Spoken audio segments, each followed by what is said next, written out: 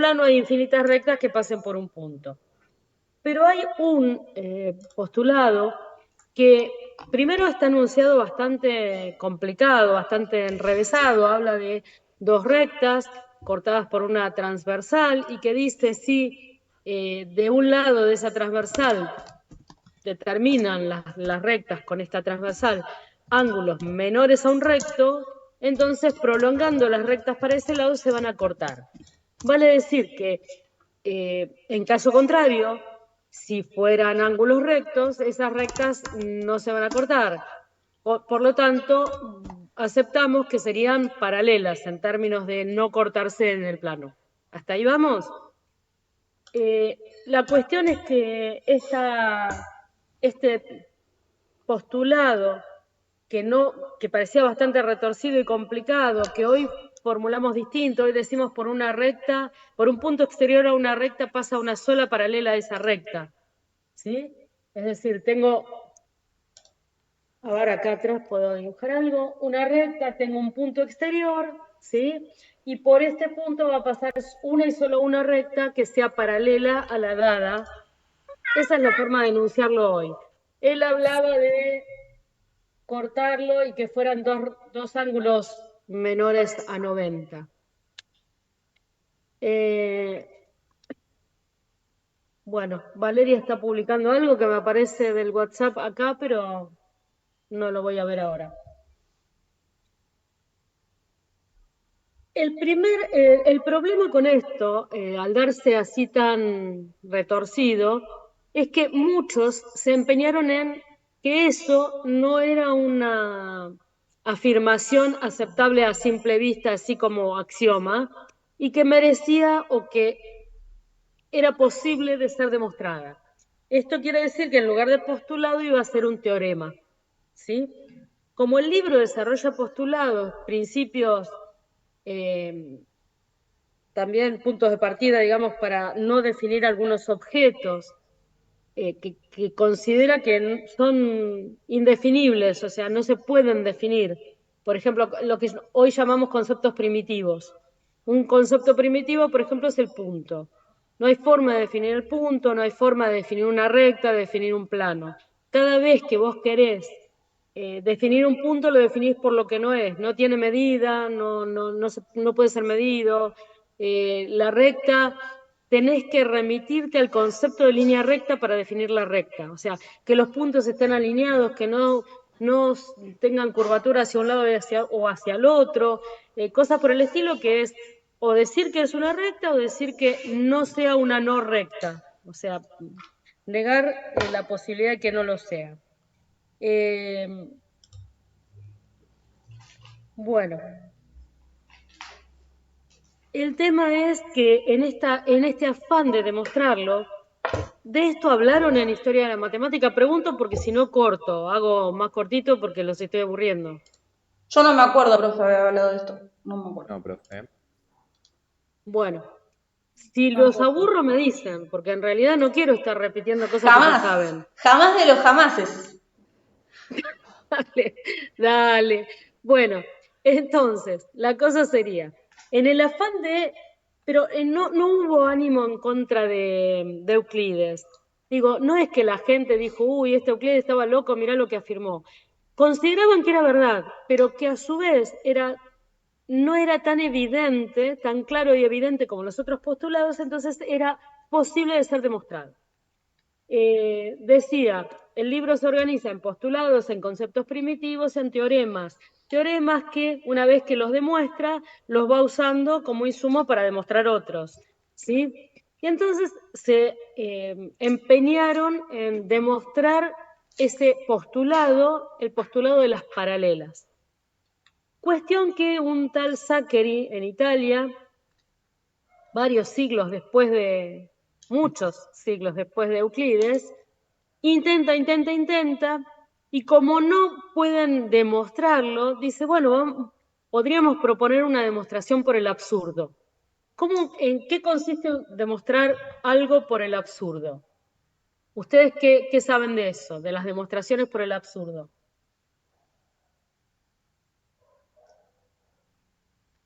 Hay una famosa demostración por el absurdo que en mi época, que yo soy del siglo pasado y bastante pasado, nos lo daban en cuarto año de secundaria, me acuerdo, y que es el quinto de ahora. Es Y era traumático. ¿Cómo? Cuando intentás demostrar que lo contrario a lo que querés demostrar es cierto y terminás llegando a que no puede ser. Claro, para demostrar que algo es como vos proponés, lo negás y decís que no es lo que proponés. Y tenés que, por un razonamiento lógico, llegar a una contradicción. Si vos llegás a una contradicción es porque eso que vos negaste, al final no era para negar, era verdad.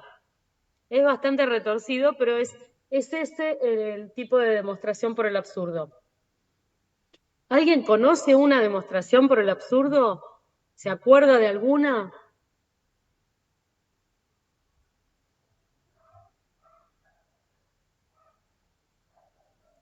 No Ahí escribe una pretendo que alguien... compañera, bro. ¿Cómo? Ahí escribe una compañera, bro, por el chat, me parece. Ok, voy a buscar. Ajá, Leila, bien. Bien, claro, la de raíz de 2. Esa es la que yo decía que nos enseñaban a nosotros en cuarto año. ¿Y cómo nos las enseñaban? Venía la profesora, agarraba la tiza, escribía en el pizarrón. Raíz de 2 es irracional. ¿Por qué? Porque, y bueno, por el absurdo. Suponemos que es un racional. Porque número irracional es todo aquel que no es racional. Entonces, para demostrar que es irracional, hacíamos que suponíamos que era racional, entonces la igualábamos a una fracción a sobre b, diciendo que a sobre b era una fracción irreducible. Irreducible quiere decir que ya está simplificada, que no la puedo simplificar más. ¿Está? Bueno. Buenas. Buenas. ¿Quién habla por ahí? Escucho la Muñoz. voz del más allá. Muñoz, profe. Hola, Florchu. No te conocí la voz, amor. Profe, cuando pasó lista yo tampoco estaba, por las dudas. Ya sé, Debo, pero ya te puse presente. Y a Leila ahora le iba a poner porque no la había visto y ahora está. Santiago Ruiz, Manuel Sánchez, Estrella, Romina, Laura Ballesteros, Antonella o Gabriel Catacata. ¿Quién? Anto. Anto, buenas. Manuel, Claudio. Hola, Manu. Vieron, valía la pena dar una vueltita nomás. Bien. Entonces, suponemos que raíz de 2 es un racional, A sobre B, despejamos, por ejemplo, A y queda raíz de 2 por B, elevamos al cuadrado, queda que el A cuadrado es múltiplo de 2, pero si A cuadrado es múltiplo de 2, o sea, A cuadrado es igual a 2 por B cuadrado, queda al elevar al cuadrado. Entonces, A tiene que ser múltiplo de 2, porque si en su cuadrado aparece un 2, no solo A es múltiplo de 2, sino que B tiene que contener un 2, para que B cuadrado tenga un 2. Con lo cual, tanto A como B son múltiplos de 2, y eso contradice que A sobre B fuera irreducible. ¿Sí? Eso es la demostración básicamente. Claro, ambos son pares, entonces no es irreducible. Esa contradicción, decía la profesora en el pizarrón, escribía, contradicción que proviene de suponer que raíz de 2 fuera racional. Y nosotros la mirábamos como que hablaba en chino, porque imagínate un pibe de 16 años al que le escribís una demostración de esas en el pizarrón y te tomaban lección y vos tenías que repetirla, o sea, no te quedaba más que estudiar de memoria y es una atrocidad. De ahí a entender lo que estaba diciendo con que fuera racional, con que fuera irreducible, con que si los dos eran múltiplos de 2. Nunca habíamos trabajado teoría de números como para ver que si A cuadrado era 2 por algo, adentro de ese algo tenía que haber otro 2, porque en un cuadrado cada factor primo tiene que aparecer una cantidad par de veces. Nosotros un poquito en primero trabajamos eso, pero primero de profesorado, pero en cuarto de secundaria de aquella época ni remotamente.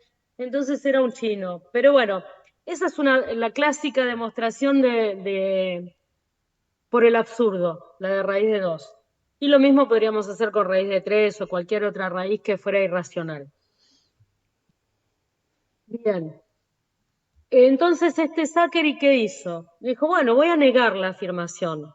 Ya a esa altura, después de siglos, había ido mutando la afirmación de las paralelas, porque varios, tratando de simplificarla, fueron cambiándole el enunciado, pero dándose cuenta que eran equivalentes, formas equivalentes. Por eso llegamos a ese enunciado que hoy postulamos, de por un punto exterior una recta pasa una sola paralela. Entonces Zachary dice, bueno, y supongamos, neguemos esto, que pasa una sola paralela. Hay dos formas de negarlo. Una forma es decir, no pasa ninguna, y la otra forma es decir, pasan dos. ¿Sí? En ninguno de esos casos iba a pasar una sola paralela. Entonces empieza a trabajar con un supuesto cuadrilátero de Zachary, postulando que las dos, o sea, por ejemplo, tengo la recta, tengo el punto y que hay dos rectas, ¿sí? Que cumplen la condición de ser paralelas a esta.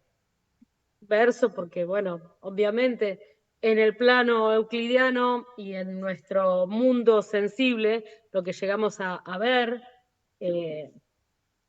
no se ve, eso no son paralelas, basta con prolongarlo un poquito y te das cuenta que las corta. Pero bueno, todo esto hizo tanto ruido, ¿por qué? Porque este buen señor, frustrado después de años de intentos, se da cuenta que no llega a ninguna contradicción. Y esto va creando un caldo de cultivo que hace que muchos matemáticos en distintas épocas, en distintos siglos incluso, se fueran proponiendo el problema de las paralelas, pero no problema porque consideraran que fuera falso, sino porque estaban convencidos de que lo podían demostrar. ¿Se entiende? O sea, nadie quiso contradecir a Euclides, sino que lo que buscaban era demostrarlo, hacerle el favor al viejo Euclides de decir, bueno, vos no lo pudiste demostrar, lo tuviste que mandar como postulado, pero yo te voy a dar una mano y te lo demuestro. Y imposible. Ahora, todas estas ideas que fueron surgiendo en tantos intentos de trabajar con las paralelas, no me acuerdo si los Bernoulli o qué familia también anduvo, no, Bernoulli no, bueno, no me va a salir ahora el apellido, no importa, pero una familia que eran varios matemáticos y el padre le recomienda al hijo cuando se empieza a meter con las paralelas, le dice, hijo, no te metas con esto porque vas a perder la salud, te vas a morir en un momento o te vas a volver loco sin haberlo resuelto. Entonces, con ese problema no, era como que era un problema fantasma, ¿sí? En la demostración de las paralelas. En tanto intento, se van generando ideas, y entre ellos Gauss. Gauss tiene muchas cosas hechas no publicadas por él oficialmente. Digamos, el tipo no las publicaba en su totalidad, todas las cosas que desarrollaba. Cuando publicaba incompleto, es decir, sin dar toda la información de todo lo transcurrido en el camino. Era como bastante cuidadoso, por decirlo de alguna manera, pero sí hay testimonios en cartas entre Gauss y otros matemáticos en que él intervenía y daba opiniones y había estado jugando con esta idea de las paralelas, ¿sí? El tema es que de negarla de una forma, de decir no hay paralelas, sale toda una geometría tan consistente como la euclidiana, y de negarlo diciendo que hay dos, sale otra geometría también consistente, tan consistente como la euclidiana. ¿Qué quiere decir consistente? Que no entra en contradicción. Vos podrías haber supuesto que había dos, aunque no lo veas en tu mundo, en lo que te rodea, podrías haber supuesto que había dos, o que no había ninguno. Y todo lo que se demuestra después, todos los teoremas que se demuestran después, terminan pudiendo demostrarse también y siendo válidos también.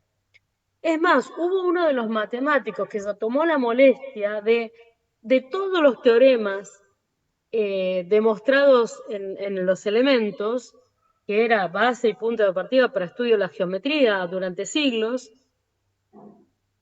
distinguió aquellos en los que se usaba el postulado de las paralelas de los que no. En los que no se usaba el postulado de las paralelas los llamó teoremas absolutos, porque esos no estaban en discusión. Esos no usaron el axioma podrido. ¿Está? No usaron la afirmación fantasma. Pero aquellos que sí usaban este postulado, los pusieron a prueba con las otras dos negaciones, digamos. La negación por no hay ninguno y la negación por hay dos. Y todo funcionaba. Entonces, de ahí se desarrollaron dos geometrías distintas, que son las llamadas hoy geometrías no euclidianas, la elíptica y la hiperbólica. Hay distintos modelos interpretativos de estas geometrías, que no son las de Euclides, pero en principio, eso lo vamos a dejar para fin de año, todos estos modelos interpretativos y qué cosas pasan en esas geometrías. Lo importante es saber que gracias a que se desarrollaron esas geometrías se han podido interpretar y postular a su vez teorías que en la geometría euclidiana no hubieran sido posibles. Por ejemplo, la teoría de la relatividad, el imaginar el espacio curvado por la gravedad, que desvía la luz, porque en el ámbito sensible que podemos percibir con nuestros ojos, la luz se propaga en línea recta, ¿sí? Bueno, todas estas cuestiones dieron a la física y otras ciencias un montón de herramientas para desarrollar otras teorías que en dimensiones mucho más grandes o mucho más pequeñas que lo que nosotros vemos, digamos, dentro del átomo o astronómicas, se ajustaban mejor que la geometría euclidiana. ¿Está? Entonces, lo importante de todo esto, lo valioso de todo esto, de este derrotero, de esta aventura de ideas, de pensamientos, es cómo se van desarrollando y van permitiendo el avance de la ciencia. No de la misma ciencia matemática nada más, sino también de la física, por ejemplo. Bien. ¿Qué es lo que vamos a hacer? Vamos a arrancar con este capítulo 3, en el que desarrolla los principios de la geometría proyectiva, ¿sí? Vamos a ampliar ese plano euclidiano y después vamos a utilizar estos conceptos de ese plano ampliado, que va a estar ampliado con unos puntos especiales que se llaman puntos impropios. Vamos a imaginar que esas rectas paralelas, cualquier par de rectas paralelas, sí se cortan y determinan un punto. ¿Cuál es la necesidad de hacerlo? Bueno, lo que se postula como principio para esta geometría proyectiva, que la necesitamos para después poder formalizar algunos conceptos de las no euclidianas, es que las propiedades sean duales. Entonces, ¿qué quiere decir duales? Que yo puedo cambiar una propiedad en la que intervienen punto y recta, cambiar la palabra recta por punto y punto por recta y que siga siendo válida igual. La propiedad en concreto que queremos dualizar o queremos hacer dual es que dos puntos siempre determinan una recta. Y eso lo aceptamos, ¿sí? Dos puntos, si vos me das 2 puntos, yo pongo la regla y hago pasar la regla por los 2 puntos y voy a tener una recta que pase por esos 2 puntos. Y esa recta es única, ¿sí? Pero cuando yo en el plano tengo 2 rectas, no era verdad, en el plano euclidiano al menos, que esas 2 rectas siempre determinaran un punto. ¿Por qué? Porque en el caso de que las rectas fueran paralelas, por más que el segundo postulado me decía, yo las rectas las puedo prolongar. ¿Qué quiere decir esto? En otros términos, que son infinitas, no tienen ni principio ni fin. En el momento, 3 siglos antes de Cristo, en el momento que Euclides postula esto, de las rectas se pueden prolongar todo lo que uno quiera, el concepto del infinito actual no existía, existía el infinito en potencia. Yo creo que alguna vez hablamos de la diferencia entre esos dos conceptos, pero si no, rapidito les digo, el infinito, el primer abordaje del infinito es el infinito en potencia, que es, decimos un número muy grande, te sumo 1 y te lo agrandé más. es infinito porque siempre le puedo ir sumando algo y siempre puede crecer algo más, ¿sí? La recta es infinita porque siempre la puedo estirar, estirar, estirar. Ahora, si yo pienso en la recta como un todo ya acabado, sin principio y sin fin, ¿sí? Todo, me llevo la recta así, decía un profe que tuve yo, que adoro, como para visualizar que la recta ya estaba en acto construida. Ese infinito actual llevó siglos también a la humanidad y no fue espontáneo, ¿sí? Bueno, los griegos, en el momento en que estamos hablando de Euclides, 3 siglos antes de Cristo, no tenían ese concepto de infinito actual, sino el potencial, el de puede seguir creciendo. Entonces, por más que sigan creciendo las rectas, en el plano euclidiano no se iban a cortar. Y yo quería que siempre 2 rectas determinaran un punto, así como 2 puntos determinaran una recta. ¿Por qué quiero esto? Porque en el plano euclidiano hay muchas construcciones, y ustedes habrán visto desde el primer año cosas que se pueden construir y cosas que según la posición relativa de los elementos no se van a poder construir. Porque si yo tengo que determinar un punto como intersección de 2 rectas y las rectas me quedaron paralelas, no va a haber ningún punto. Y entonces no puedo seguir la construcción.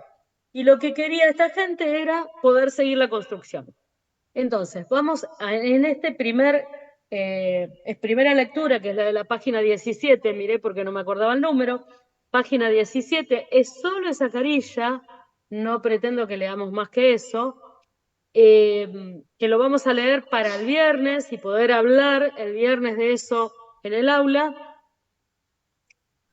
Lo que propone es un sistema para dar una solución, un punto, inventa un punto que se llama punto impropio. Ahora, ¿dónde se cortan esas rectas paralelas? En el punto impropio. Ahora, este par de rectas paralelas se cortan en un impropio, pero si tuviera una tercera paralela tiene que pasar por el mismo impropio. Es decir, todas las paralelas con la misma dirección en el plano van a tener el mismo impropio. ¿Qué tienen en común todas esas rectas? Obviamente no hay un punto físico por el que pasen todas, porque si yo tengo, qué sé yo, imaginemos que esta es una recta y esta es la otra y son paralelas, no hay ningún punto que pertenezca a las dos al mismo tiempo. Pero lo que sí tienen en común es la dirección. Entonces lo que tenemos que asumir como punto impropio de 2 rectas paralelas es esa dirección de las rectas paralelas.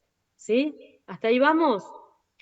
Lo que da en el capítulo, en la página 17 nada más del capítulo 3, solo página 17, es un modelo para poder interpretar qué sería ese punto impropio. Entonces va a hablar de 2 planos paralelos, uno que es pi y uno que es pi prima. Yo en general uso como pi el piso y como pi prima el techo para visualizar, para tener un modelo donde remitirme a mirar y pensar, ¿sí? En el aula suelo decir que el plano pi es el piso, el plano pi prima es el techo. En el techo pone un punto, que es un punto O, ¿sí? Todas las rectas que pasen por ese punto, ahora en este modelo se van a llamar, a esas rectas que pasan por O, las va a llamar punto. Y en concreto, si yo tengo la recta que pasa por el punto O de este techo, ¿sí? Y la recta es así, pasó por O en el techo, pero va a cortar el piso y determina un punto. ¿Sí o no? Ahora, si la recta está contenida en el techo, pasa por O, pero está dentro del techo,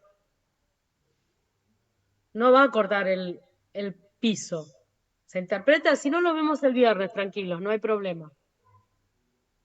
Pero también es un punto, y esos van a ser los puntos impropios, las rectas que queden dibujadas en el techo pasando por O. Alguna vez voy a tener que conseguir que me pinten un punto O en el techo del aula de cuarto y varias rectas pasando por ahí para poder visualizarlo fácil y que sea nuestro código. Nosotros entendemos eso, que otros locos dirán, ¿qué se les ocurrió para hacer eso en el techo? Bueno, así como todas las rectas que pasan por O las llama puntos en este modelo, todos los planos que pasen por O, porque por O pasan un montón de planos, no solo el techo, todos los planos que pasen conteniendo ese punto O se llaman rectas. Y evidentemente, si yo tengo un plano, imaginemos que esta hoja es un plano, y pasa por el punto O, cuando este plano corta al piso, va a dibujar una recta, ¿sí? Esa es una recta común, como la de toda la vida, en el plano euclidiano que es el piso. Pero aquella, hay una sola recta que pasa por O y no corta el piso. Claro, una sola recta que es un plano en realidad. ¿Cuál sería el plano que contiene a O y no corta el piso?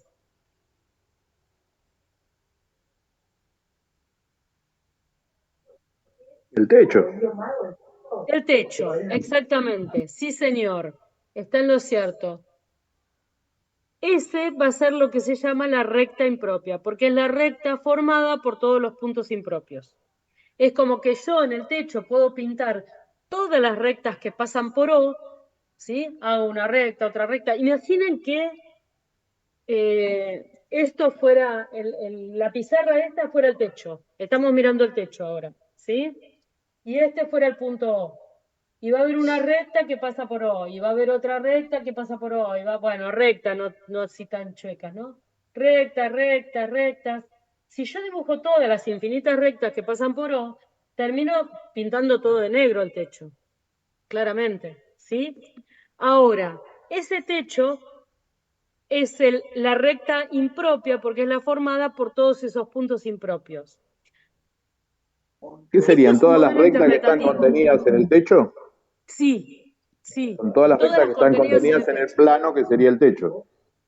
Exactamente, en pi prima. Sí.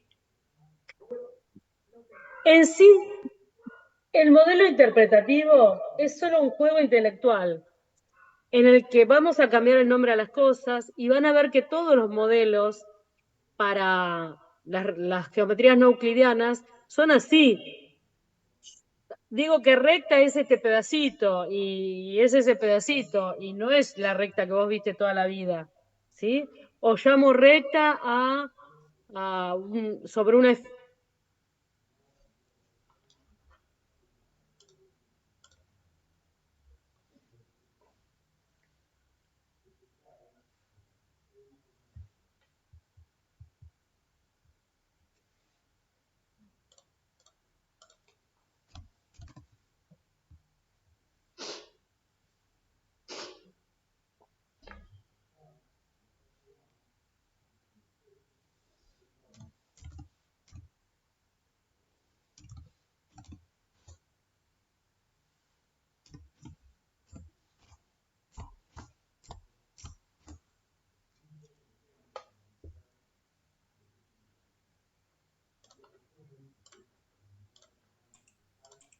Sé que falta gente, no importa. Después, en todo caso, les comentan. Lo que quisiera para el viernes es que pudieran leer esa página 17 y creo que hasta ahí nomás, porque la 18 podríamos continuar hasta donde dice razón doble de 4 puntos, ¿sí? El punto 3.2. O sea, todo ese punto 3.1 que dice el plano proyectivo está en página 17, página 18, hasta que lleguen a razón doble.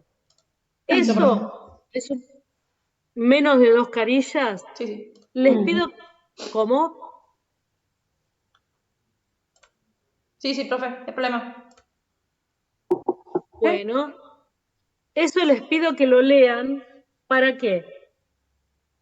Para putearme seguro, pero bueno, no, más allá de eso, el viernes que nos encontramos, poder hablar y sacar dudas de lo que haya pasado, de lo que interpretaron, lo que no, y la peleamos juntos, no se hagan problema.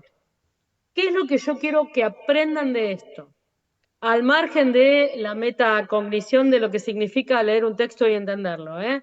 Esto sí es un objetivo, pero en el fondo, en lo geométrico, quiero que podamos entender cómo hago si en una construcción dos rectas tenían que determinar un punto, que yo iba a usar ese punto para unirlo con otro, ¿cómo hago cuando las rectas que me quedaron son paralelas? Para que no se me estrangule la posibilidad de seguir la construcción. ¿Sí? Eso lo vamos a necesitar más adelante y lo que les propongo es que lo vayan pensando. No va a salir claro de esta página 17 y 18 que lean, pero sí tómense un ratito para leerlo antes del viernes. Sí, o antes de la clase del viernes, capaz que el mismo viernes, no importa. Pero así cuando nos encontramos, discutimos ideas más jugosas que ponernos a leer ahí. De todos modos, el que no lo pueda entender, no se haga problema, lo vamos a pelear juntos, lo leemos. El año pasado hice guías de lectura para que interpreten el texto, lo leíamos juntos, íbamos dibujando mientras leíamos, uno leía, el otro iba dibujando. Lo que ustedes necesiten para hacer la bajada y la interpretación del texto, pero es inamovible que nos vamos a manejar con el texto. ¿Está?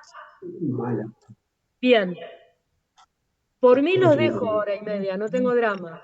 ¿Preguntas? No sé si me hablan a mí o hablan entre... No, profe, parece que tiene el micrófono abierto. Ah, bueno.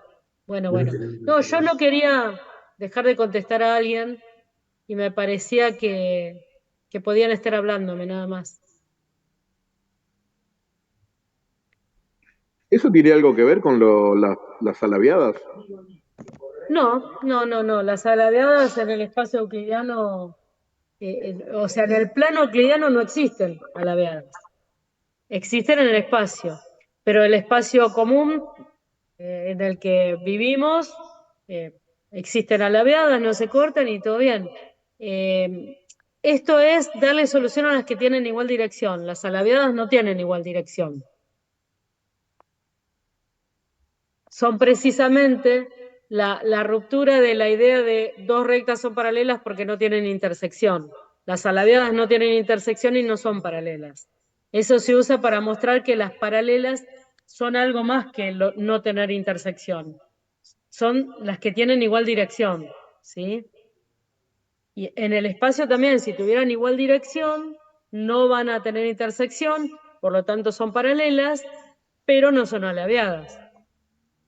No sé si queda claro o los confundí más, pero bueno. Melanie me sonríe por lo pronto, así que supongo que si los confundí me está disculpando. Israel, ¿se entendió? ¿Quieren Sí, preguntar? se entendió, quedó claro, Bueno, profe. Al menos a mí me quedó claro. bueno, entonces, lectura, página 17, la 18 hasta que diga 3.2, razón doble, ¿sí? Van a ver que esto es nada más que una presentación, es un modelo interpretativo. No le den más vuelta que eso. Quiero que lo entiendan, obviamente, pero no es que se pierdan en pensar que cuando estamos haciendo una construcción van a hacer el plano pi, pi, prima. No. Esto es un modelo para interpretarlo. Ya, lo dejamos ahí después. Después sí vamos a empezar a trabajar con el punto 3.2, que es el de razones dobles, que es lo que le decía el otro día, en las transformaciones de semejanza se conserva la razón simple, ¿sí? Si yo divido el segmento nuevo por el segmento original, siempre va a dar el mismo número porque hay una constante de proporcionalidad y eso es, por eso es que llamamos semejanza. En estas transformaciones que vamos a ver este año, se conserva esto nuevo que vamos a definir el viernes, que son las razones dobles, que es una división, otra división y la división de las dos divisiones, o sea, una razón de razones. Por eso se llama razón doble, ¿sí? ¿Qué significa que se conserve eso? Bueno, lo tendremos que construir a lo largo del año. No es algo que se vea en las primeras clases, ni mucho menos. Pero sí va a haber algo que estas transformaciones van a mantener. No van a mantener la forma, no van a mantener la medida, no van a mantener los ángulos, no van a mantener un montón de cosas, pero van a mantener las razones dobles. ¿Sí? Y eso va a servir fundamentalmente para la perspectiva. ¿Sí? En la perspectiva, dos rectas que eran paralelas, si yo te dibujo un pasillo y te hago así, estas aristas del techo con la pared son paralelas. Sin embargo, acá no están dibujadas paralelas. No sé si lo llegan a ver. Sí, profe. Y si yo dibujo un cubo así, en otro tipo de perspectiva, ¿sí? Este ángulo es recto. No sé si lo ven ahí. Ahora Y sí. sin embargo no está dibujado Sí, sí. recto. ¿Sí? Y este también es recto. Es más, este lado y este miden lo mismo. Sin embargo, en el dibujo este es más cortito que este, para que se vea bien la perspectiva. Bueno, esas cosas que se conservan tienen que ver con estas razones dobles que se están manteniendo, que no son las razones simples, que no es la medida, no es los ángulos, pero hay algo que hace que yo siga viendo acá un cubo y acá un pasillo. ¿Está? Bien. Todo esto, claro que se desarrolló con la necesidad de formalizar estas perspectivas, ¿no? Bueno, los dejo. Si tienen preguntas, por supuesto estoy acá, ningún problema, pero sé que después en 15 minutos o menos se tienen que conectar, así que por mí carguen baterías. Sé que alguno salió porque se quedó sin batería en el celu. Los dejo un ratito cargando y el viernes nos vemos y continuamos. ¿Les parece? Bárbaro, profe. Sí, profe. No, nos vemos el viernes. Chao, profe, hasta Nos luego. vemos. Chao, gracias. Chao, profe. Nos vemos. Chao, Profe. chao, profe, hasta el viernes. Chao, profe, hasta el Hasta el viernes. viernes. Profe. Chau, chau.